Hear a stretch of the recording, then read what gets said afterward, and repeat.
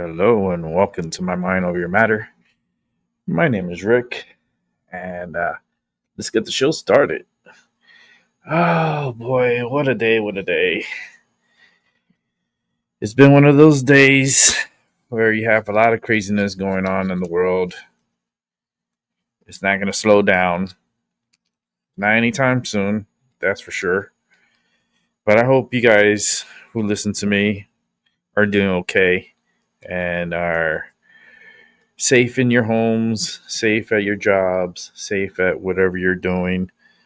Um, it's a wild world, and you don't want to get caught up in it. I have this bug outside my window, and it's doing this chirping sound, and it's driving me crazy. And I know it's his mating call, and he's trying to get it on, but my goodness, this bug is bugging me the hell out. I'm gonna go out there with a bucket of water and throw it on there and be like, "Shut up, calm your horn dog, like calm yourself. She'll come." But he's loud, and my hearing is very sensitive. My ears are very, very sensitive. I got very good hearing, and that sound is just driving me fucking crazy. It's been driving me crazy all day today. A horny bug is driving me crazy. Uh, well, let's get right into it. Let's get right into the news. There's a lot of things going on around the world. So let's see what the world has for us, because right now is chaos. And is it going to get any better? That's the $1,000,000 question, because we just don't know what in the hell is going on in this world. From what's going on with Putin, we had a shooting at a military base. We had, oh my God, all like so many things going on all over. So let's start off with Putin, because that's where we were talking about yesterday, and today was a very important meeting. So let's see what was that meeting about, and let's come into some conclusion and what the hell's going to go, what's going to happen. Deadline is Friday. They'll see. Welcome back. President Trump says some progress is being made in talks to end the war in Ukraine. The Kremlin is trying to avoid harsh economic penalties from the U.S. Local 10's Ross Ketchke is live in Washington following it all for us. Ross? Good afternoon, guys. New details just out of the White House in the last few minutes. We are learning President Trump is now reportedly open to meeting face-to-face with Russian President Vladimir Putin as early as next week. No details yet on exactly when or where that prospective meeting could take place, but it comes right on the heels of a meeting between Putin and a top U.S. diplomat. A high-stakes meeting in Moscow. U.S. Special Envoy Steve Witkoff shaking hands with Russian President Vladimir Putin, their fifth sit-down since President Trump returned to office. The White House is pressing for an end to the 2.5-year-long war in Ukraine. The president, who promised to end the conflict on day one, growing increasingly frustrated with Putin in recent months and blaming the war on his predecessor. This is Biden's war. This is not my war. I'm here to get us out of it. The U.S. now looking to ramp up economic pressure on Russia's trading partners to cut off funding for the Kremlin's war machine. Nations doing business with Russia have until Friday to cut ties or face new sanctions. On a social media platform, the president calling today's talks highly productive and writing, "Great progress was made. Afterwards, I updated some of our European allies. Everyone agrees this war must come to a close." Secretary of State Marco Rubio saying he hopes to have updates from the meeting later today. We'll have some other discussions throughout the day, and then hopefully there'll be some announcements here fairly soon. Maybe positive, maybe not. We'll see.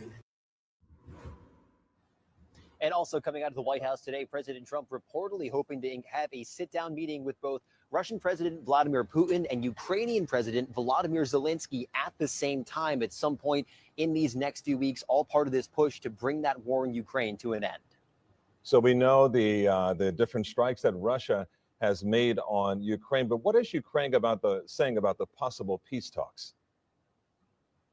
Well, Ukrainian President Zelensky saying he did speak on the phone with President Trump after those talks in Moscow earlier today. He says his nation's position has not changed. It is entirely on the Russians, he says, to end the war that Russia itself started. Live in Washington, Ross Ketchke, Local 10 News. Ross, thank you. That's wild. Let's go to the We next. begin here at 4 o'clock with a developing story. 5 soldiers are hurt after a shooting at a military post in Georgia.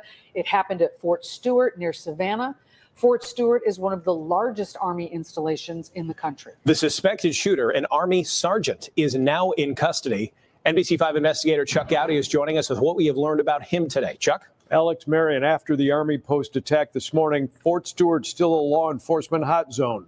No longer an active shooter situation, the gunman in custody, but with at least 5 soldiers shot and wounded at one of the nation's largest military bases, authorities are trying to figure out how and why a 28-year-old Army sergeant from Florida would have opened fire on his colleagues. Here's what we know. The good news, all 5 wounded soldiers expected to survive, 3 of them following surgery. The attack suspect, now identified as 2nd Brigade Sergeant Cornelius Radford, his first name spelled with the letter Q. Investigators say Radford used his own personal pistol to shoot 5 co-workers. They say violating facility rules by bringing a non-military handgun to work. A weapons trace now underway by federal firearms investigators and military police to determine where the gun came from and how he got it. A short time ago, Fort Stewart Brigadier General John Lubis with some details. The shooting occurred at the soldier's place of work. It did involve his co-workers. We're still not certain about the motivations, but again, he's been interviewed by Army investigators, and we believe we'll gain more information here shortly. Soldiers in the area that witnessed the shooting immediately and without hesitation tackled the soldier, subdued him, that allowed law enforcement to then take him into custody.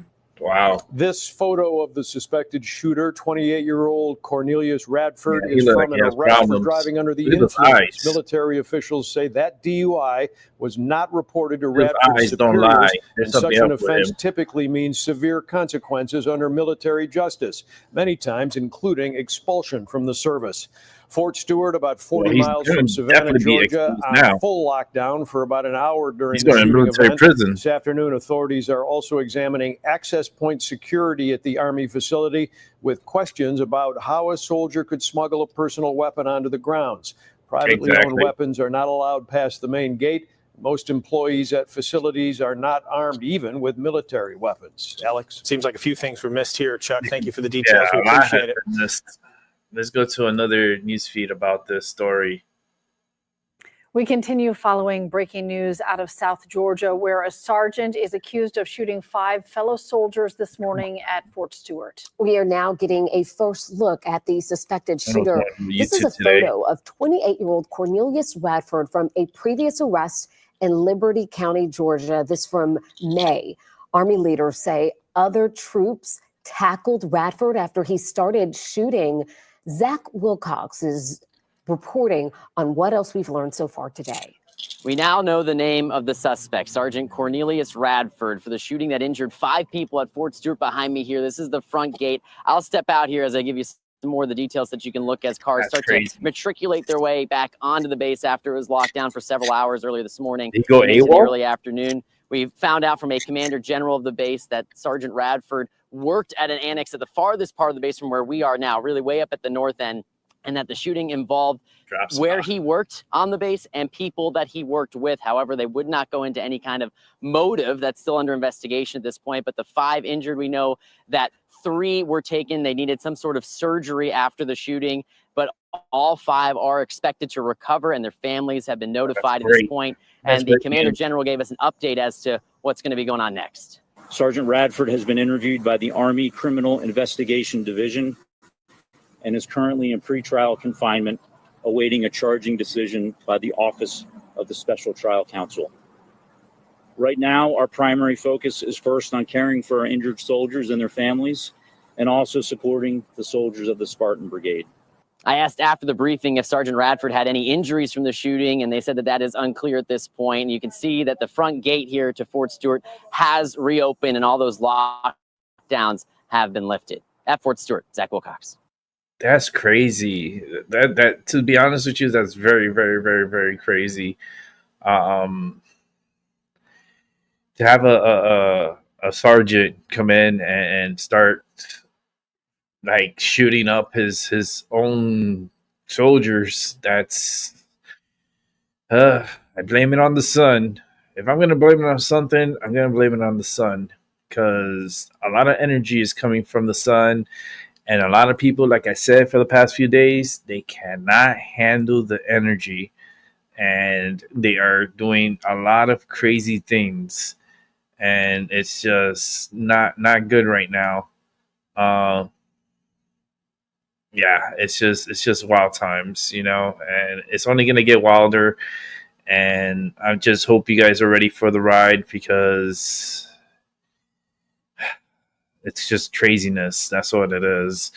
Um, Let me see this. This happened. I think it was a day ago, with this massive flood event that happened in India, and we're talking about the sun playing a big factor.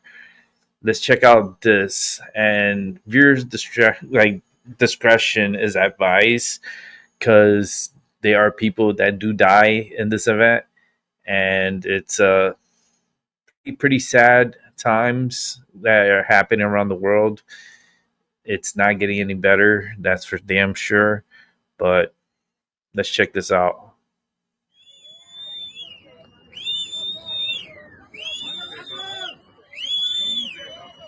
Oh my god, look at the people running. They don't got time to run.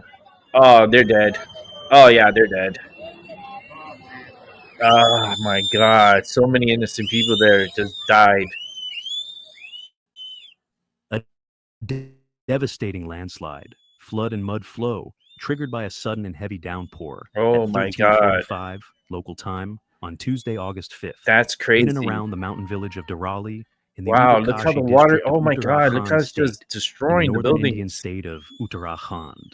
Yeah, I Located in would the steep never live in foothills the of the valley like Himalayas that.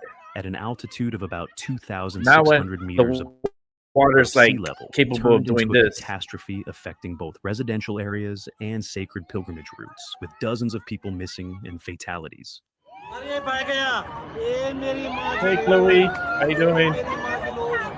Yeah, I'm looking at this natural disaster that I know the sun played a big role in this event. In the village of Darali in Uttarkashi Oh my district, god, look at the a sudden silt. downpour caused rivers in the Kir God basin to overflow, severely damaging many houses, hotels, and infrastructure in the area.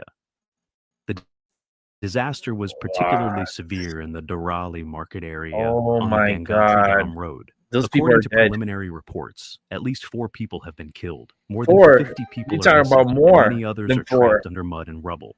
Officials said that around 10 to 12 workers doing construction work in the area may have been trapped under debris during the landslide. Oh no, this is a lot of people are dead. I'm sorry, no.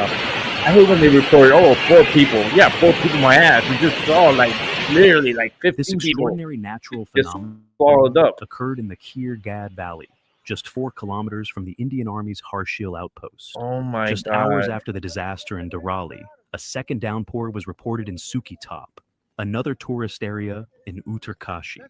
This has seriously increased the risks of new landslides and floods across the region. That is crazy. To everyone who survived, man, you guys are lucky as hell. Floodwaters from the overflow of the Kir Ganga River, combined with mud and debris rushing down the mountain to completely engulf several high-rise buildings. Video footage from the area shows people desperately trying to flee as the flood approaches, and soon, deep masses of debris are ripping through buildings. In some places, mud reached the roofs of houses. The scale of the devastation has directly affected not only locals, but also pilgrims and tourists. Wow.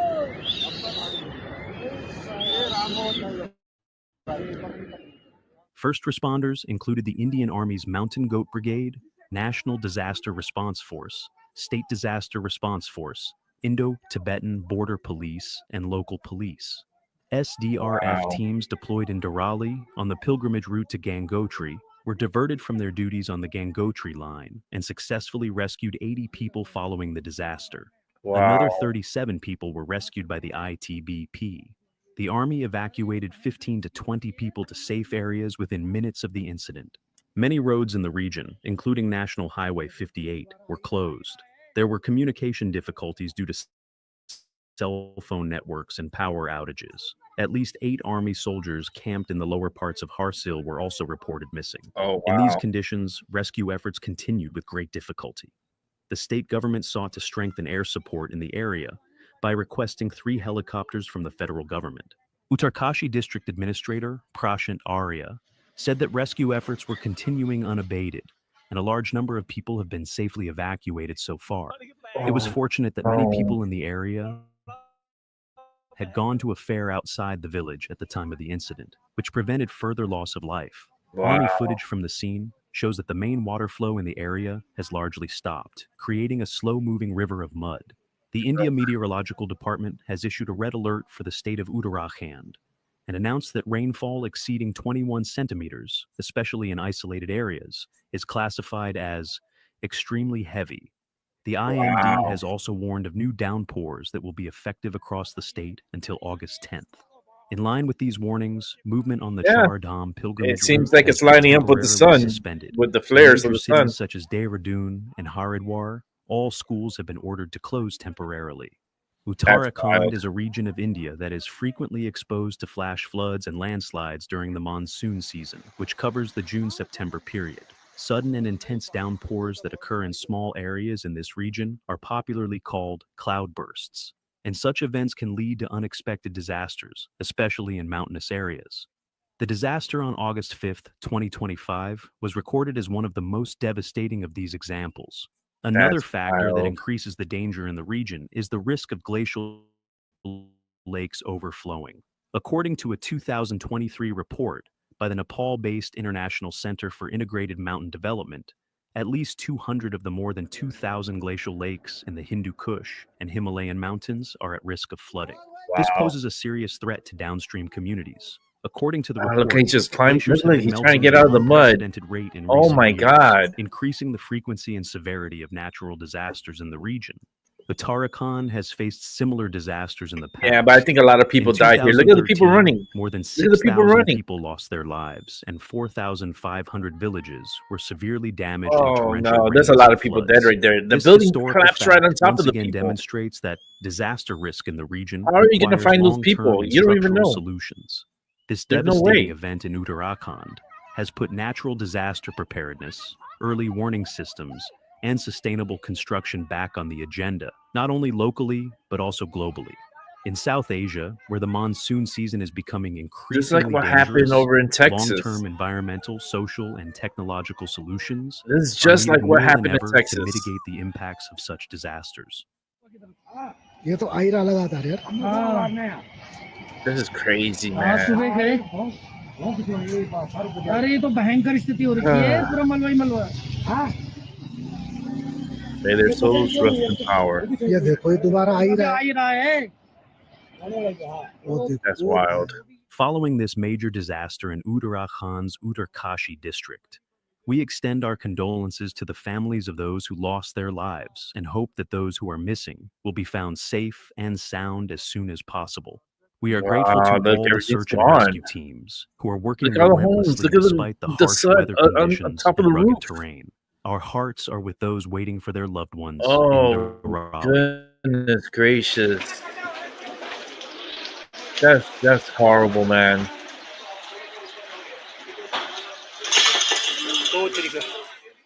Yeah, the sun is not it's not our friend.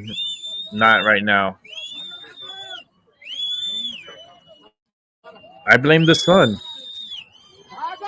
The energy from the sun, it does a lot of things to our atmosphere that a lot of us don't even pay attention If you want to to. closely follow the devastating natural events such as floods, landslides, storms, volcanic eruptions, and earthquakes that are increasing day by day around the world, and if you want to be among those who watch our detailed news with real images. That's crazy. Let's go to the next And a large video here. asteroid that once appeared to be on a potential collision course with the Earth could now hit the moon instead.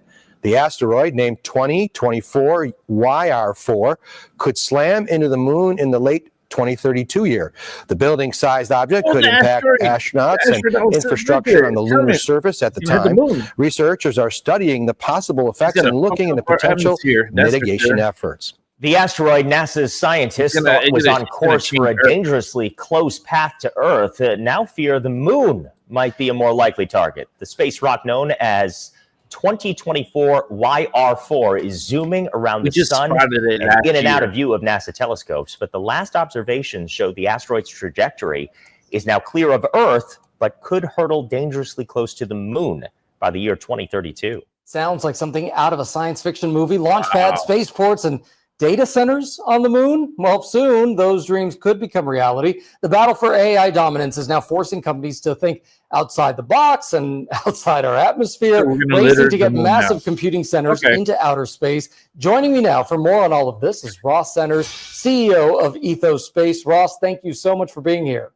Now we're going to go litter the moon. Okay, so let's try to break this all down here. So data centers on Earth, they're actually causing a massive strain on precious resources, of course, electricity, water. So why would data centers on the move be a better alternative?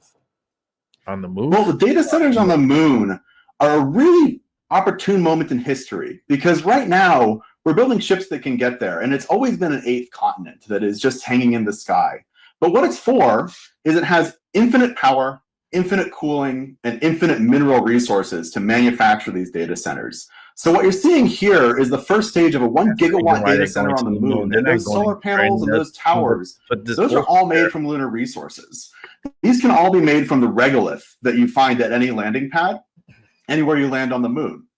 So we can take away the problem of trying to fit all of the energy demands for infinite growth in AI onto Earth, competing with human resources, and we can put that onto the moon, and we can create a new pass it along, we make our data centers, and we have our compute live, and it's going to solve a lot of problems.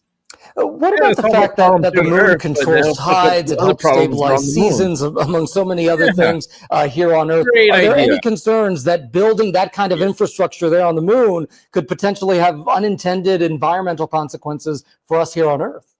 Exactly. The moon could be hit by an asteroid that initially appeared to be on a potential collision course with Earth. While new data suggests the planet is cleared from impact, but there are risks to satellites and future space missions if it strikes the moon. The moon could soon have another iconic crater. It will be the largest asteroid hit the moon within, we think, about 5,000 years. It will carve out a crater about a mile across. A recently discovered asteroid, dubbed 2024 YR4, was originally thought to be a threat to Earth 7 years from now. New data suggests our planet is safe, but the moon isn't out of danger. So there's about a 4% chance that it could hit the moon. And that uncertainty will be removed the next time we can see it, which will probably not be until 2028. Essentially, the sun is preventing us from seeing it right now. 2024 YR4 is almost 200 feet across and could leave an impression on the moon similar in size to the meteor crater in Arizona. So if YR4 strikes the moon on the near side so that we can see it, there should be a bright flash, and then those small moon rocks essentially will fall into the Earth's atmosphere, where they will produce a brilliant meteor shower. There is no real danger to Earth, but it could impact our satellites and would put any astronauts exploring the moon under NASA's Artemis program at risk. Potentially have unintended environmental consequences for us here on Earth. None at all. The moon only interacts with the Earth through its gravity, right? So when we transform this regolith into landing pad material, it doesn't control our seas, it doesn't control the ocean, it doesn't control our atmosphere. Even if we launch material off the moon, we're going to be taking such a small percentage that there'll be no difference at all. What about this major question that, who owns the moon, right? The Outer Space Treaty of 1967 says that no nation can own the moon. So could this lead to a conflict if companies start claiming lunar real estate? I mean, I can imagine quite the legal battle, an interstellar legal battle might happen. Well, U.S. law is actually very clear that if you start developing something on the moon, if you make something on the moon, that's yours and you have title to it. And international law agrees. Even the Outer Space Treaty says you can't interfere with what other people are doing. We have 55 nations signed up to the Artemis Accords, and they all stand for an affirmative vision of property rights. Right there. So all of this sounds very futuristic. How long do you think that it will take to put these spaceports on the moon? This is happening very quickly, right? The United States and China are locked in a new space race, and China is hitting all of its goals on time. There are going to be Chinese astronauts on the moon before 2030, and the United States is bound to keep up. So we're going to be building a spaceport on the moon by the end of this decade. And very quickly after that, we're going to be able to create solar cells and cooling panels and be able to host very scalable data structures right there on the moon early next decade. Bullshit. All right, Ross Centers, the CEO of Ethos Space, a fascinating conversation. What a December 22nd, 2032, a space rock the size of a football field could really mess up our day. This asteroid was possibly going to hit us this year and or in 2032 as of earlier this year, but we now know it won't hit the Earth. So that's obviously good news. But scientists now believe asteroid 2024 YR4 could slam into the moon instead.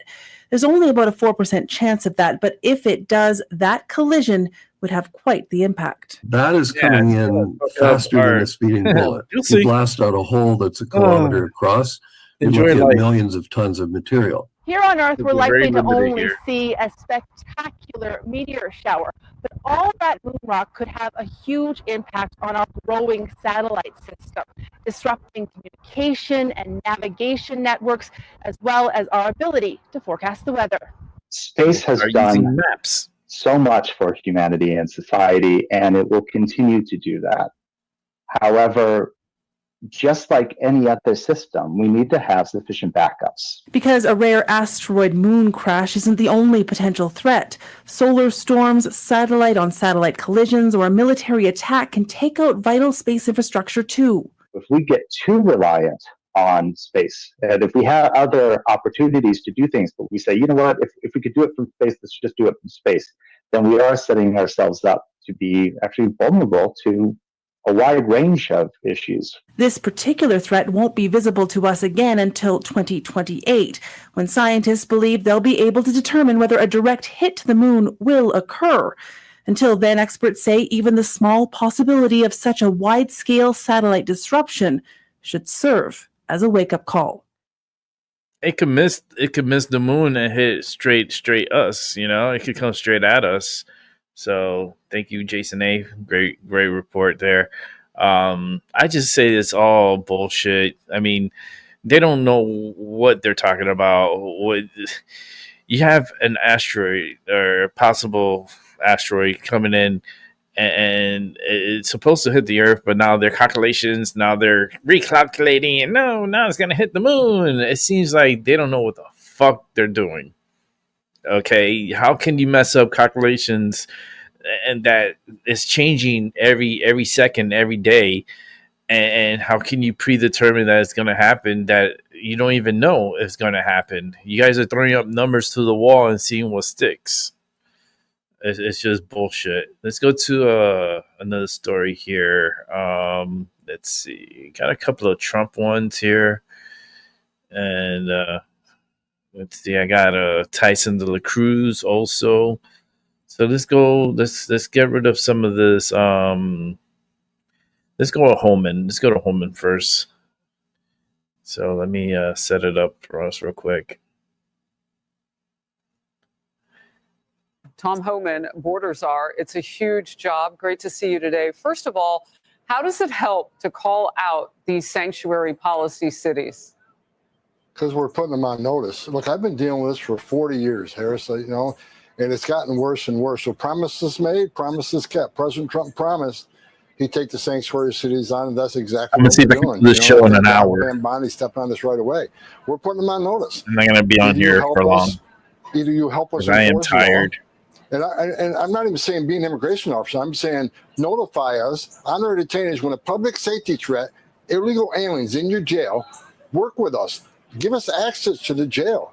Let us arrest the public safety threat and the safety and security of a jail, which is safer for everybody, safer for the community, safer for the agent, safer for the alien, rather than release them back on the street to reoffend. Then we got to send a whole team in the street to find this person. So we're putting them on notice, and we've already filed lawsuits against several sanctuary cities, and we're going to continue doing that, holding them responsible, because they are one of the main reasons we see the attacks on American citizens You know, look at the cases of the young ladies that were raped and murdered by members of the TDA. Look at the cases where many of these people were apprehended once before and released from a sanctuary city. So we do everything we can to protect Americans. Well, look, DHS has announced that we will see a new version of Alligator Alcatraz. It's going to pop up in Indiana. It's dubbed the Speedway Slammer and will be located 65 miles north of Indianapolis at the Miami County Correctional Facility. That looks there. cool. That looks Detention good. space will be expanded to hold about 1,000 beds to house most violent illegal criminals. And this Indiana is just stepping up. before they get deported. What's up? So that's where they'll be. Alligator Alcatraz opened this summer in Florida, to remind everybody, and it can now hold 2,000 detainees and is expected to hold up to 4,000 in the future. Deportation flights of illegals there started at the end of the month. Period of time. Why can't we just kick these people out? Like, they're here illegally and they're committing further crimes. We're not holding them. Right? Get them So out of here. I appreciate the other 1,000-bed facility. I would like to see larger facilities where we hold 4,000 or 5,000 people, and make that creates another That's too efficiency. many people Have in one a place. Have an airline right there. That's landing not strip safe. right there at the facility. That creates efficiencies. Removes You them have too quicker. many of them remove people in and out together, quicker. So they I'd like to can see the band bigger together facilities, but every 1,000-bed facility run we over bring the on place. helps. We need 100,000 beds. That's what we asked for in the big, beautiful bill. That's what we got. 100,000 beds means we move people in and out more quickly. So I hope and pray we get to but we need to 100,000 beds deport quick them. as We're not going to possible. hear and shelter And I them. agree with you. Look, the whole process is arrest them quickly, remove them quickly, and that's why we're arresting the Get 'em significant out. public safety threats and national security threats, and many of them have final orders already. They've had due process at great taxpayer expense, and that's why we're also looking for 1.4 million illegal aliens who already had due process and have an order removal on standby. These are also easily removable aliens. That's why we added them to the priorities. Wow. And so somebody has to be harboring some of these people. I mean, they're getting help inside the country. How do you hide 1.4 million dangerous illegal aliens that you need to go after? Look, it's been 200 days. President Trump is getting ready to mark an office tomorrow with a record low of He needs encounters to at the step it southern up with the border. immigration, Talk though. to me, He's going to have to about activate what the this National means for Guard the or military safety of to the American remove them. public. Well, look, I look at the numbers every day. Despite what most of the media is saying, the vast majority of people ICE arrests every day are criminal aliens, public safety threats, and national security threats. I looked at the numbers just this morning. About 70% of everybody ICE is arresting is a criminal. And they're taking them off the street. Every criminal alien they take off the street makes this country safe again. Yeah, but we're And holding every them. public safety We threat don't and need them national here. We need security to get them threat, add out of national here. security threats. We've arrested thousands of national security threats. Again, making this country safe again. President Trump promised the American people that we would have the largest deportation in the history of this nation, and we're doing that. I looked at the numbers yesterday. We're at over 300,000 repatriations since President Trump's been in office. And in the first 4 months, of course, of the fiscal year, of Biden a month, so can't count them because they didn't do anything. But we're moving at record pace, and this country's getting safer every day. Tom Homan, thank you very much. You're right. A drop of more than 90% month over month from February to June from just last summer. Biden made things so bad for everybody. Good to see you. Thank you for the hard work that you and your men and women continue to do. Thank you. Hey everyone, I'm Emily Campagno. Catch me and my co-hosts Harris Faulkner and Kaylee McEnany on. They could get these people out of here sooner. I don't know why are we dragging our feet and procrastinating. The bill's already been passed. They have the money. They're getting the facilities, but why are we holding them there for so long? Like, no, we don't need 1,000, 10,000 people in one place, especially in Florida. If you're going to put 5,000 people in one place, go back and watch Scarface. Right? Go back and watch Scarface. And what happened in the beginning? Right? They had a riot, and they had a crazy riot when they had fires, and they were doing crazy shit and trying to escape from the facility. Go watch Scarface, because that is a documentation of something that truly happened here in the United States, down in South Florida. I was born in Miami. during those times of the with the Fidel Castro and the Maria boat lift that happened. It was crazy times. Cubans were just flocking in like by the drones, and they had a facility under the bridge in downtown Miami, under the causeway, fenced up tent city for the Cubans to be processed and all that stuff. Yeah, go do your research. I lived it. I saw it, so I know it. There's a difference. People have to go and study it. I lived it, so I could talk from experience. Let's go ahead and check out another of a Jason A. He just uploaded about 40 minutes ago, right when I started. He uploaded. So let's check this one out.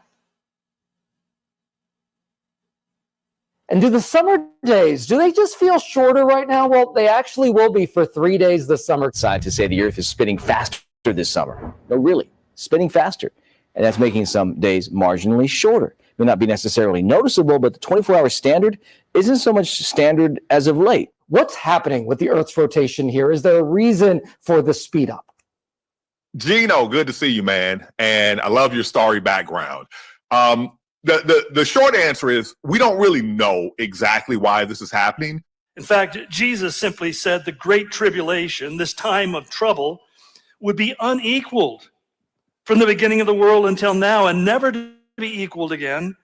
If those days had not been cut short, no one would survive. Tuesday, August 5th, 2025 will be one of the shortest days of our lifetimes. The phenomenon has NASA scientists puzzled. Coming up on July 22nd and August 5th, the Earth's rotation will be faster, causing days to be shorter than usual. Yeah, no wonder the International a little Rotation fast. and Reference System Service. While we'll only approximately lose milliseconds, this all points to bigger changes happening to our planet. Last year, July 5th was the shortest day of all time. Weird. It was Sleep shorter by last 1.66 milliseconds. And now, this year, the summer months are witnessing multiple short days. Well, feel like the days are flying by. Turns out some days, including today, actually aren't a full 24 hours. So they are flying by, Yes. I guess. To be 1.51 milliseconds shorter than the average day. You won't notice anything different, but researchers say this type of change could be brought on by the changing of the planet itself. Our planet is an almost, but not quite perfect timekeeper. That's because Earth doesn't rotate at a constant speed all the time. Short-term variations in our length of day are affected by the orbit of the moon. Climate change has spurred devastating natural Affected by the disasters. orbit of the moon, right? It has shifted they're talking borders, about killed millions of an people. object, and now it is making the Earth asteroid spin possibly faster. hitting the moon Because ice is Okay. melting faster, and this is shifting mass on Earth, which is hampering its rotation. So should you be worried? Well, it depends. Of course, you are unlikely to notice a minuscule difference in time, but scientists who operate atomic clocks will face big hurdles. July 22nd and August 5th are also expected to be shorter than usual. See, the thing is, Earth's rotation isn't constant. It's affected by the moon's pull, seasonal winds, and movement in the Earth's molten core. We've seen a trend toward faster spin since the 1970s, about an but asteroid this summer hitting the moon. is bringing more noticeable fluctuations. And they're The all difference talking isn't about something it humans can and not feel, but talking it about this. matters to technology. Systems like GPS, satellites, stock markets, and power grids all rely on ultra-precise timekeeping. And if a negative leap second is needed, essentially removing a second from the global clock, some older systems could crash. Why? Because many are built to add time, not subtract it. It's a modern-day twist on the Y2K problem. And that's why timekeepers are sounding the alarm. As the glaciers melt, mass on the Earth is redistributing. The this is, liquid inside of the 1999 Earth is all over spinning again. in a slightly different way. Y2K. And so there could be changes going on in the spinning interior of the Earth that is causing the exterior of the Earth to slow down. The long-term trend is that due to what we call tidal friction, this rotation rate of the Earth is slowing down. And and also related to this, the moon is very slowly moving away from the Earth. So what that means is you go back a few billion years, the day was much shorter, around 10 hours, and the moon was a lot closer, which means we had tsunamis twice a day that represented our tides. So far, The change in Earth's spin has not created massive problems. But experts fear that in the long run, the small deviations could pile up and create problems. So what is the solution? Do what you will when dealing with anyone with mood swings. Wish for the best and prepare for the worst. Some experts even say it could trigger a high-tech headache on par with Y2K. For the rest of us, just feels like time is slipping. The sun's setting earlier, the first day of school is circling, and the summer to-do lists are still half finished at best at my house. So you aren't imagining it. The days are literally getting shorter. Time is flying. It will be a time, and if you excuse my extensive alliteration, it'll be a time that's colossally catastrophic, cataclysmic, and calamitous. Unprecedented, unparalleled, unrepeated, the final and defining event of human history. So the final defining events are not going to be climate change. It's not going to be asteroids, and it's not going to be aliens, unless they're coming across the southern border. The true existential threat that for many is the actual and ultimate inconvenient truth is that God is going to hold the world accountable for its sins. So that Revelation is foretelling future events presented as a historical narrative, not symbolic, not allegorical jumble of abstract images that can't be understood, but they are coming events that will be taking place literally, and therefore we are told that we should take it very seriously, which was John's message in the first chapter. If I could paraphrase it, you need to read it before you need it. He said there'll be international tensions in the world. There'll be wars and rumors of wars, and there'll be the rise and fall of nations and empires. But there would not be world peace. Now, I wish there were world peace. As General Sherman said after he destroyed Atlanta, he said, war is hell. And anybody who has even come close to the effects of war could probably say that with more authority than I can even imagine. But the simple fact is, it's not going to become peace in our time, as Neville Chamberlain complained. Because when somebody says that, we know we're on the cusp of something just the opposite being released upon the planet. So when you realize that there is wars and chaos, we've got 1 million Muslim Uyghurs that are in prison camps in China. We have people in India who are being persecuted and killed for their faith. We have them being killed in Nigeria. 2,000 a year are murdered. Christians are murdered. And we look at what's going on in Ukraine. We look at what's going on around the planet. And now we find even in the Middle East, and people are wondering, will this break into World War III? I don't think so. I just released a podcast. You may want to go on my website. Of course, I charge now $29.95, but I don't have time to go into details of why I think this is the precursor. I don't think this is the beginning of Gog and Magog. And I know it's just my opinion, but I've never been wrong before. Except that time I was. But basically, the world is going to go through a contraction of increasing intensity all the way up into the end. It's not going to get better. It's going to get worse. And I don't say because that I want that to be the case. I'm just saying you have to understand that the scriptures are very clear. That Paul put it very simply, says, evil men will wax worse and worse. They won't get better and better. In fact, he said there will be catastrophes and cataclysms, famines, plagues, pestilence, earthquakes, destruction. He even told them that Israel will be scattered around the face of the world.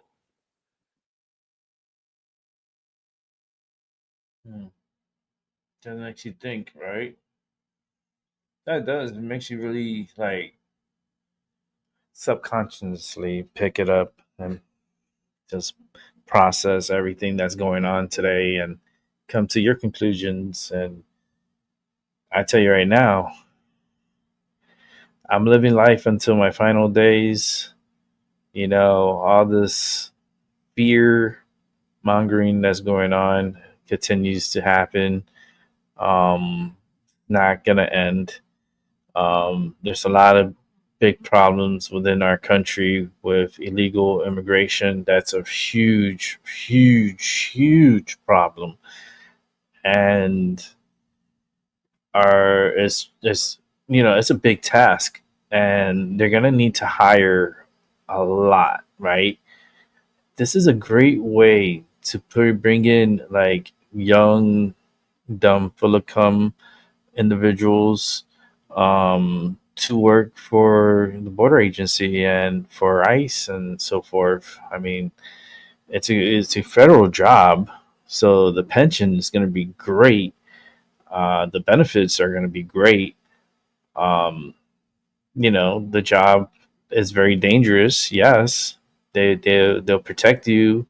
Body armor and guns and all that stuff. They'll load you up with all that good stuff, but it's very dangerous, and you do put your life on the line every time you go out to intercept an individual, especially a criminal. So right now they're just going after the criminals. They're going to need a lot more officers out there. So if I was that young, dumb, full of cum kid, and I was like 18, instead of me applying for the state troopers, I would have probably gone and applied for ICE and applied for like a border patrol agent. And I'm pretty sure they would have grabbed me. The state of Florida was saved me. Something saved me from becoming a state trooper. Something didn't want me to become a state trooper. I was so close. I was very close to becoming a state trooper. But the state wanted 2 years of public contact experience. That's what they wanted from me. And I'm like, damn, that's fucked up. It's like, but it happened for a reason, because I would have made one hell of a state trooper. Oh, especially now, at my age right now, I would have been I would have been over 30, almost like 25 years in the force. I would have been almost like 20, maybe 26 years in the force. And I probably would have been still doing it now, because getting in young and staying throughout until like now. That's but those are like fabrics of time that maybe in another lifetime I did that. I became an officer and I retired and I did the whole life. There's probably in the multi-universe, there's so many like directions that your life could go just based on the decision that you make. And all the other it depends which way and what you choose is which way your direction you go. And maybe, like I said before, maybe there's a timeline where I do become a congressman and I get elected into Congress and work in Congress. Like maybe there's a timeline of me doing that, because I know where I'm at in my timeline, and it's nowhere near Washington. If it's not just to visit, because to work the way my neck and my back and my spine is right now, nah, it's not good. I'm sorry. It's in another life, I could possibly do that, but not this one. I know my limits. I know what I can and what I can't. And right now, it's a lot of can'ts. Just me sitting here, leaning on this desk, just to make my neck comfortable to be on here, and it's less than an hour. So that's how much ache and pains I have right now with my neck. And I take medicine, and it's like it doesn't really do much. So there's a problem in the neck. So I don't know what we're gonna do yet. I don't know if I'm gonna have to have surgery or what. I have to talk to my doctor, my primary, and I have two named doctors that were recommended to me. The Train of Truth is here, and I just got to make a decision. What we're gonna do, and man, that recovery from having neck surgery, that's a bitch. That's a bitch. I remember the fucking physical therapy. It wasn't even here. It was in Florida, and that was not easy at all. Getting in and out of my car was not fucking easy. It was not easy, and to have another neck surgery, that would be a bitch. I just know. I just know.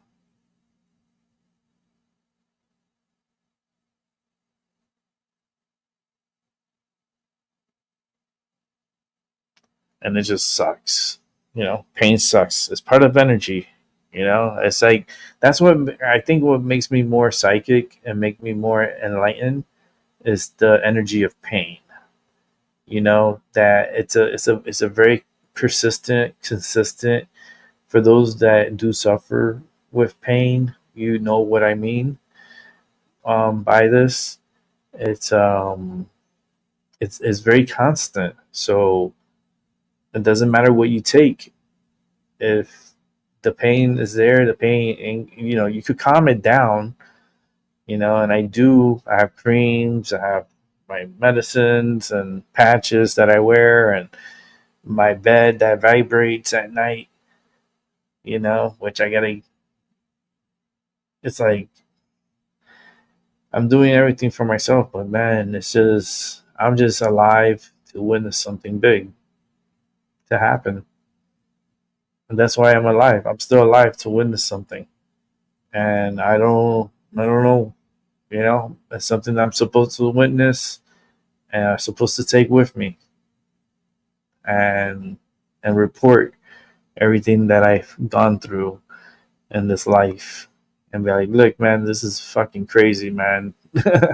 Next life, put me in a better position. Damn, man. There's a crazy wild one that I'm in. My timeline is just it's a roller coaster right now. It is. That is a painful one. I wouldn't want it for like my worst enemy. I wouldn't even want to wish this on my worst enemy. Hell no. Mm-mm. It's too painful, man. It's too painful. I put like my creams, like I said, I put my patches. I have my patch on right here. I see it right there. My patch, and the pain is overwhelming. My neck, it's affecting my back. It's making me more impatient sometimes. Makes me more angry. You don't want to see me when I'm angry. I turn into a Incredible Hulk. But I hate when you have to try to persuade something, and then it's like a battle because you're proving your point, but then they don't believe your point. And then you have this tug of war, I call it a tennis match. That you're going back and forth, but there's nothing being resolved. And then you get to a point that you stand up and you say, I'm in fucking pain. I'm tired. Whenever you get this shit figured out, call me. I'm out of here. You know what I mean? It's just, I when you're in pain, you don't want to be fucking dealing with stupid stuff that they should have, people should have had done. But, yeah, it's just, it's a mess right now. But I'm trying my best with myself, but there's gonna be a time that I'm not gonna be on here, and you know, you had me when you had me, but now that, you know, you may not have me in the future, in the very near future. Just going through a lot with this body. It's very tough. I got a couple of more news here to put up. Let's check out. Oh, do I want to check out this mob? This is Melody King.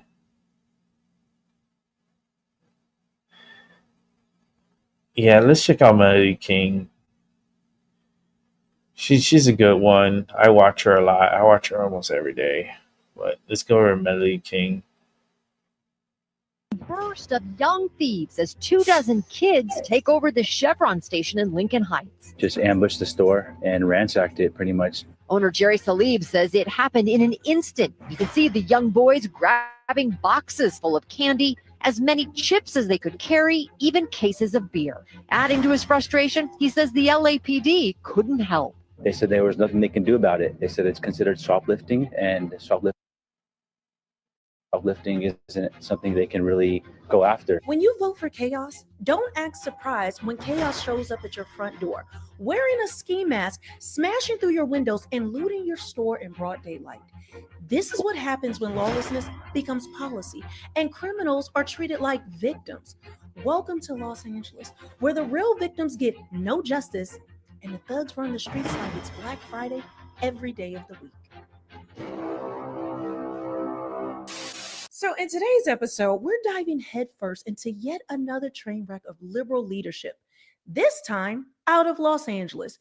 You know, the city where flash mobs aren't just a social media trend, they're now a business model. This isn't the first time we've seen this, and sadly, it won't be the last, because when your city is run by people more concerned about protecting criminals than defending victims, this is the inevitable result.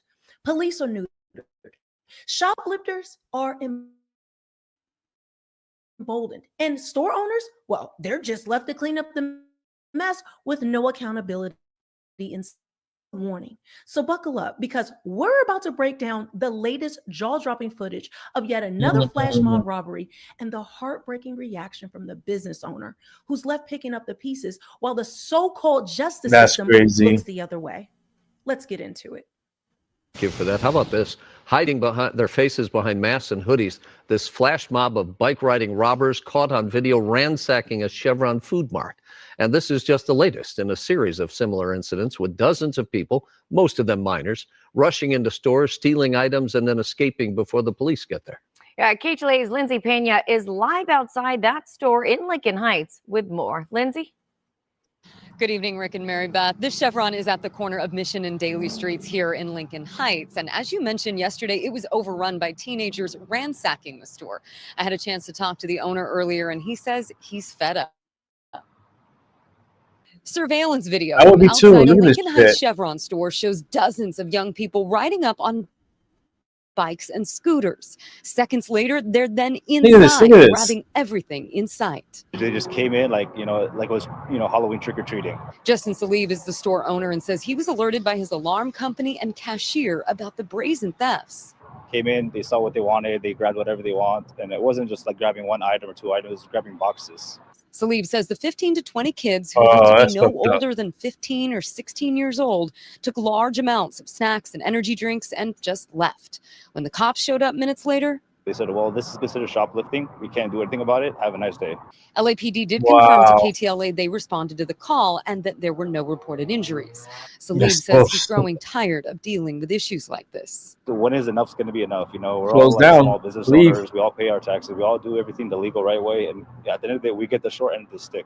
At this point, Salib feels he has no choice but to absorb the loss, paying the cost to replace the stolen inventory and restock his shelves. There's That's no fucked consequences. up. And the crazy part is these are children. These are high schoolers and middle schoolers. Like, where's their parents? Again, that owner tells us that the police who responded told him there wasn't much they could do. This was simply a case of shoplifting. That's We're in fucking Lincoln Heights. Lindsay stupid. Pena, KTLA 5 News. Rick and Mary Beth. Oh, What's the excuse this time? Mm-mm. Go ahead. Let's hear it. What do the liberals and progressive have to say for themselves now? Oh, Oh, right. Lord. They're just hungry. Their parents are struggling. They're victims of poverty. That's the go-to narrative every time one of these Mhm. mobs descends on a business and loots it like it's a clearance sale.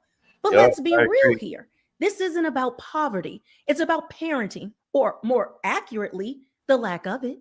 These kids don't fear consequences because they've never had to face any. Not from the law, not from the schools, and definitely not from home. And Wow. that's exactly why this keeps happening. There's no discipline, no structure, no accountability. It's not just that the kids are out of control, it's that their parents are too busy making excuses to actually raise them. And what's even more infuriating, these kids don't even bother covering their faces. That's how confident they are that nothing's going to happen.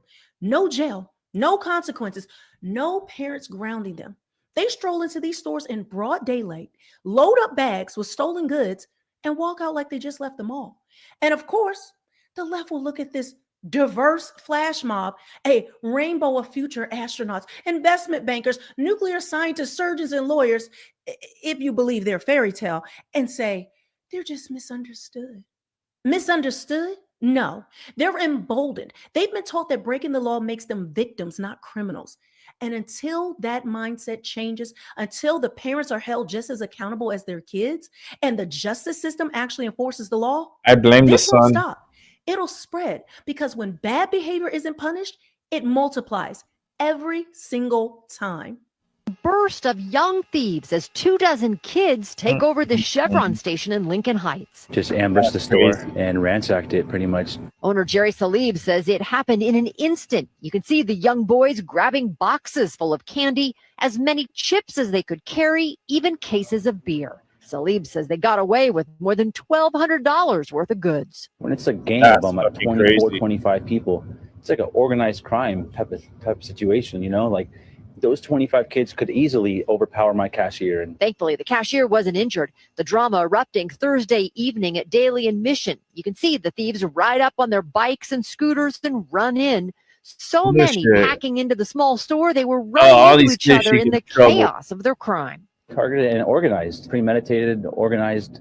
And it's, of course, they're gathering so many of them that I can't even stop just one kid. Finish right? all of them. 24, 25 people. They're in that neighborhood, right? You know, when they get to school, finish all of Salib them. says they've had minor theft before, but nothing like this. To his frustration, he says the LAPD couldn't help. They said there was nothing they can do about it. They said it's considered shoplifting, and shoplifting isn't something they can really go after. That's Elected bullshit. powers create this crisis. Mob shoplifting. So the isn't police some don't do random their crime job. wave. It's a direct That's what that result of is. soft on crime policies pushed by Democrat governors, mayors, and district attorneys. I'm rooting for the asteroid. These leaders passed laws that downgraded felony theft to a slap on the wrist misdemeanor.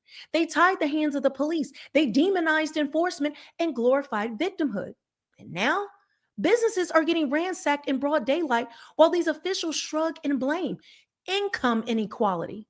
No, this is political cowardice, and the people who voted for it should be the ones who have to clean up the shattered glass. If there are no consequences, there's no control. Why are flash mobs looting stores in Los Angeles, San Francisco, Chicago, and New York? Because the criminals know they'll walk free. That's not a policing problem, it's a leadership failure. The governors and mayors in these cities have chosen ideology over safety.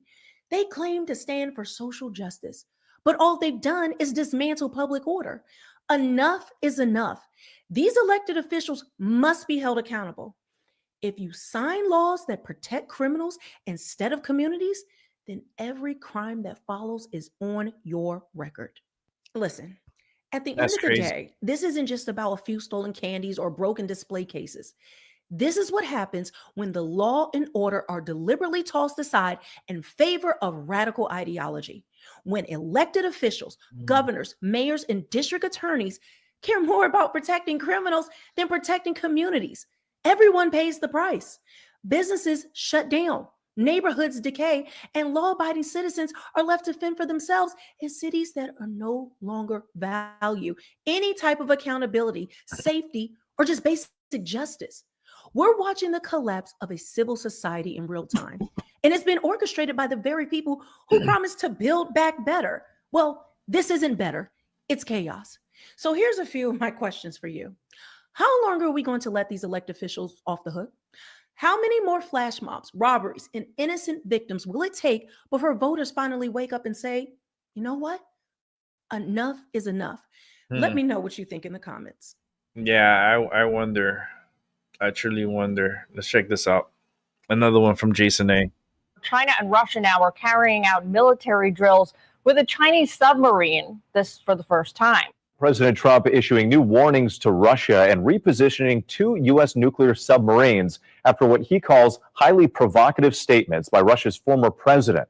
Meantime, President Trump has given Vladimir Putin just 1 more week to negotiate peace with Ukraine or face tough new sanctions. Taiwan's deputy foreign minister believes China is ready to invade and is concerned it may not be possible for the small island nation to be ready for an attack. His concern follows a year of increased drills and incursions by China, raising questions as to whether Donald Trump and the United States would come to Taiwan's aid. His words reflect a new urgency here. These waters now host to new standoffs. Taiwan has long been seen by China as a breakaway province. Military drills and grey zone incursions, more evidence that it is now advancing. And at the heart of this government, there is now open recognition of what it all means. The population needed not to be naive like the past. That's thinking that, oh no, China will not invade. It will not invade Taiwan. No, it's not true. China is preparing to invade Taiwan. If an attack came, is Taiwan ready? Is Taiwan prepared enough? Taiwan alone, face on China, we will never be ready. It's not possible. A frank admission in a place facing critical questions. Yeah, because they about only have readiness minimum compared and to what support. China has. China has so People much. here right have there. long learned to coexist with the threat from China, and many are just getting on with their lives. But it does feel like something has shifted. Not only does the threat feel more immediate than it has for decades, but key alliances that this island would need in the event of an attack now feel shrouded in a greater sense of uncertainty.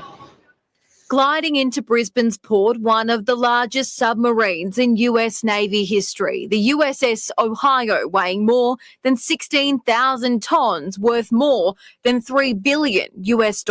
A routine deployment, but an opportunity to pull into Brisbane and strengthen our alliance and our friendships with the Australian Royal Defence Military. That's China and Russia.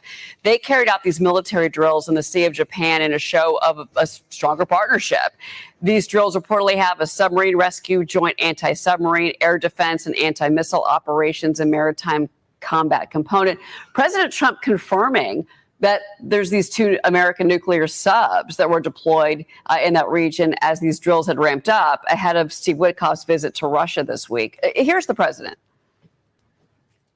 On Russia, Mr. President, can you say, have those nuclear submarines been deployed yet to face Russia? I've already put out a statement, and the answer is they are in the region, yeah, where they have to be. Do you know what Steve Witkoff's message will be to the Russians? Is there anything they can do to avoid sanctions at this point? Yeah, get a deal where people stop getting killed. They had a number that just came out that a tremendous number of Russian soldiers are being killed. And likewise, Ukraine, a lower number, but still thousands and thousands of people. And now we're adding towns where they're being hit by missiles. So it's a lot of people being killed in that ridiculous war. Tonight, in a rare and extraordinary warning to Russia, President Trump ordering 2 U.S. nuclear submarines to the region. A threat was made, and we didn't think it was appropriate, so I have to be very careful. So I do that on the basis of safety for our people. That threat Trump was talking about, a post on social media from the former Russian president about unleashing Russia's nuclear arsenal. Trump saying he repositioned the submarines just in case these foolish and inflammatory statements are more than just that, adding words can often lead to unintended consequences. The war of words only escalating since Trump took office. Days after President Trump ordered 2 U.S. nuclear-armed submarines to position themselves toward Russia in response to a veiled threat from Russia's former president, China and Russia began pre-planned artillery and anti-submarine drills near Vladivostok in the Sea of Japan. It's the first time China has deployed a submarine to a port in Russia. Russia and China have nuclear-powered submarines capable of firing nuclear weapons, but sent diesel-powered subs to participate in the drills. On Sunday, President Trump was asked if the two American submarines had deployed. They are in the region, yeah, where they have to be.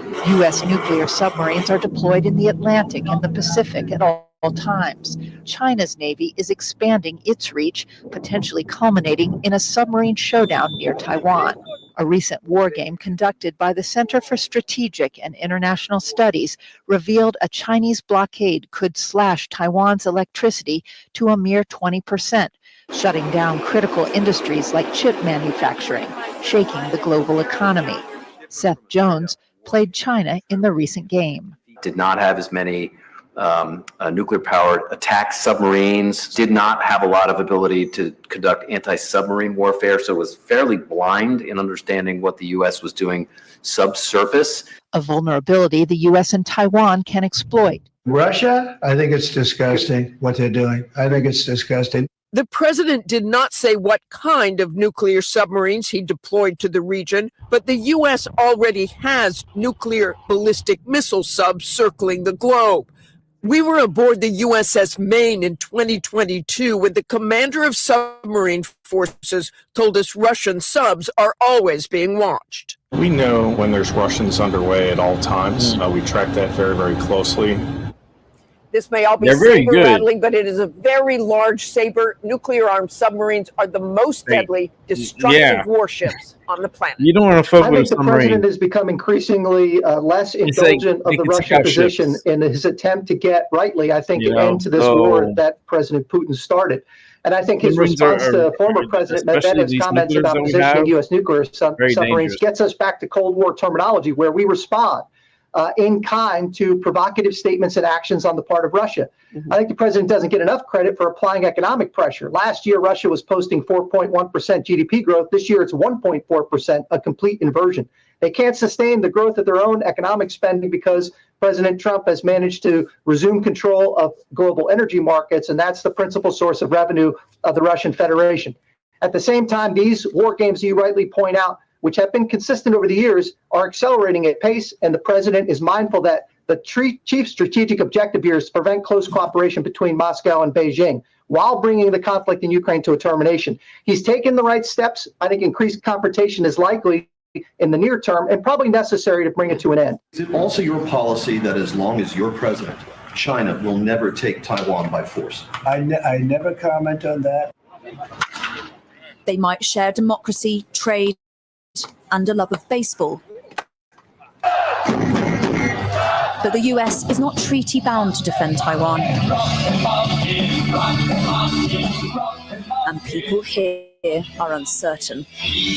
Would you feel that Donald Trump would come to your support? I don't think so.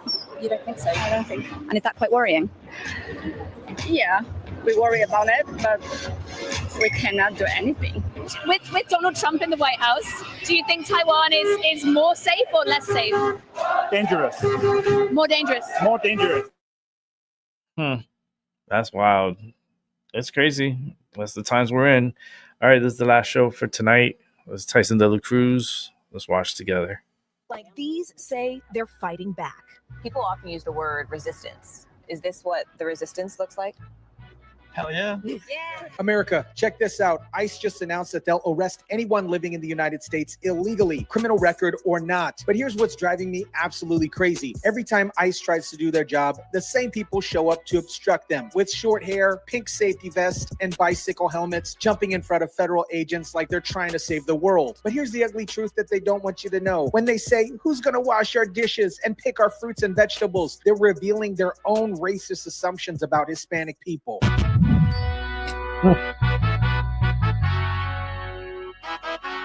If your agents encounter anyone who is here illegally, irrespective of whether or not they have a criminal record, that person will be taken into custody. If they're here in the United States illegally, yes, they will. What is up, guys? Tyson De La Cruz here. Thank you so much for rocking with me. Today, we're exposing the psychology behind these white liberal saviors with the disgusting truth and their real motivations. Let me break down what's happening. ICE has completely changed their approach under Trump. The head of Immigration and Customs Enforcement just announced to CBS that they will arrest anyone living in the United States illegally, period. No more catch and release, no more prioritizing criminals. The move marks a shift from Biden-era policies, which focused arrests primarily on those with serious criminal records. Since President Trump's return to office, ICE has expanded its mission, including collateral arrests, detaining undocumented immigrants who weren't the original targets. This is exactly what we voted for, serious immigration enforcement. ICE agents are ramping up raids at work sites, and officials are warning that companies employing undocumented workers will face consequences. Finally, we have an administration that's serious about enforcing our immigration laws. Agents are also ramping up raids at work sites, and ICE officials warn that companies employing undocumented workers could face consequences. But every single time ICE tries to show up to do their job, guess who shows up to interfere? The same demographic every single time. White liberal people acting like they're part of some heroic resistance movement. Now look at what's happening in a place like Sacramento. When ICE conducted an operation at a Home Depot, arrested almost a dozen people, what was the response? Local nonprofits immediately launched something called Sacramento Rise Hub to help illegal immigrants avoid deportation. Was the first time to our knowledge that there was this kind of activity in Sacramento, but we also anticipate there being future activities like this. What we're looking to do with the hub is to strengthen our ability to do rapid response in real time when someone is detained. They are literally creating networks to obstruct federal law enforcement. Jesse Mabry from Opening Doors Nonprofits admits that they're trying to interfere with ICE operations in real time. This isn't helping immigration. This is obstructing justice. And what we're seeing now is only the beginning of possibly bigger operations. When we look forward at what's to come over the coming months, especially with recent legislation passed that will be putting even more money into ICE and CBP, we can only anticipate more of these activities. And get this, Sacramento County just announced $50,000 to boost emergency legal aid for detained immigrants. So taxpayers are literally funding efforts to help people who broke our immigration laws avoid the consequences. But it gets worse. These activists have gone digital with their obstruction. They're creating apps and websites to track ICE agents to help illegal immigrants evade arrests. A Wall Street Journal polls that 62% of Americans support Trump's deportation efforts. But these activists think they know better. We are now seeing dozens of groups across the country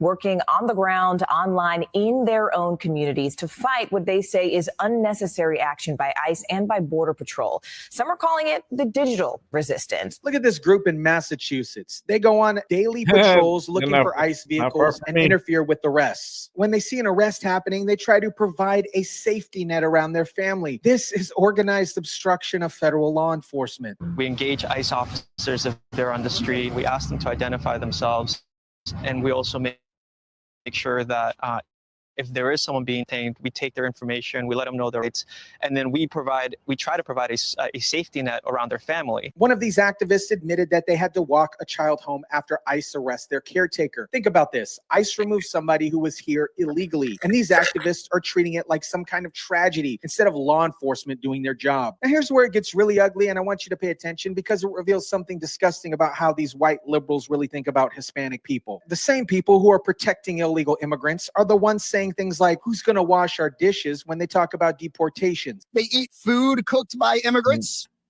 They get their fancy cars cleaned by immigrants. They do their corrupt deals and buildings built and engineered and maintained and cleaned by immigrants. Think about how incredibly racist that statement is. They're literally reducing Hispanic people to dishwashers and landscapers. How do you think your hotel room gets cleaned? How do you think you got food on your fucking table? Who do you think washes your dishes? Who do you think does your garden. This is the soft bigotry of low expectations in full display. These white liberals don't see Hispanic immigrants as potential doctors, engineers, or entrepreneurs. In their minds, these people exist solely to do low-level jobs that white liberals consider beneath them. When they obstruct ICE operations, they're not fighting for human dignity. They're fighting to maintain a permanent underclass of exploitable workers who will serve them below market wages, and they dress it up as compassion. Trump is essentially saying, I am creating a problem that only I can solve.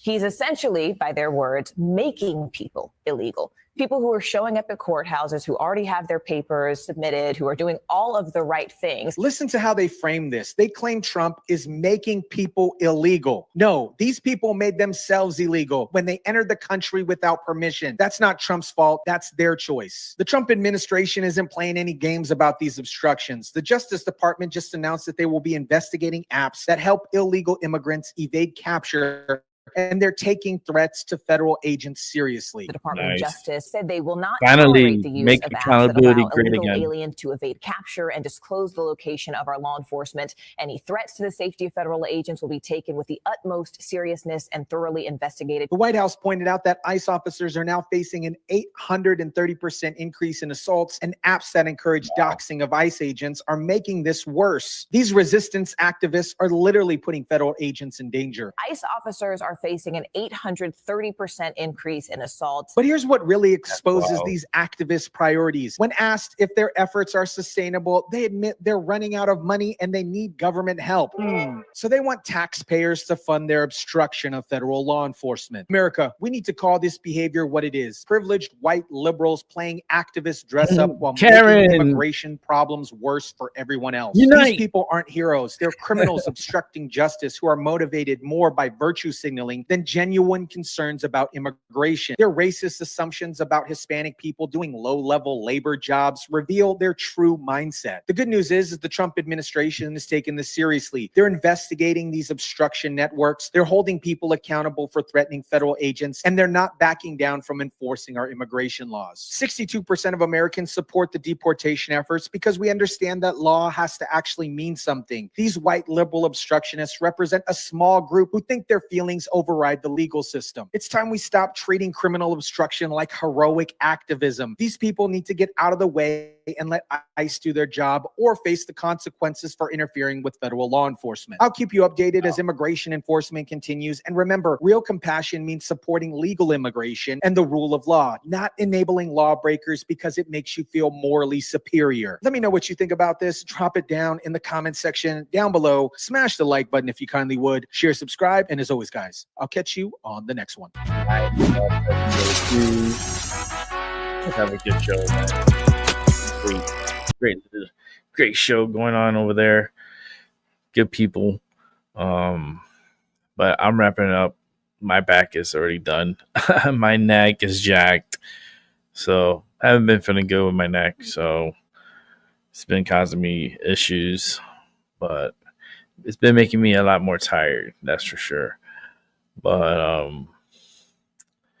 want to say good morning, good afternoon, good night. And I'll catch you on the flip on tomorrow. Do a little entry again. Not too long. I try to keep it like shorter than 2 hours. It's just my body's just not cooperating with me. You know, it's like sitting up here is basically like to smoke and get the medicine in me. And then once I'm done, I'm out the show.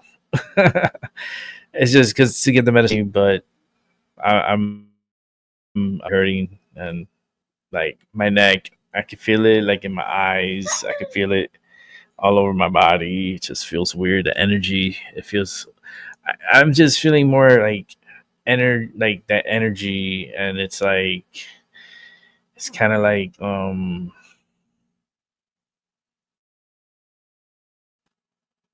it's like kind of like a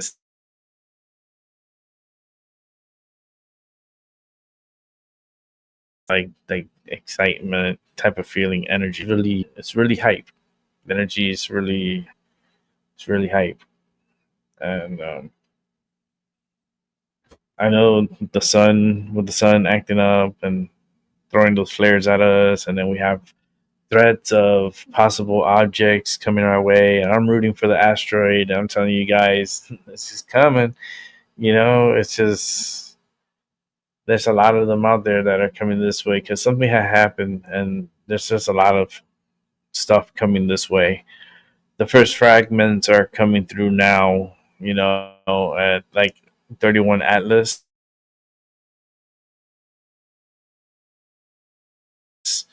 That's one that's going to be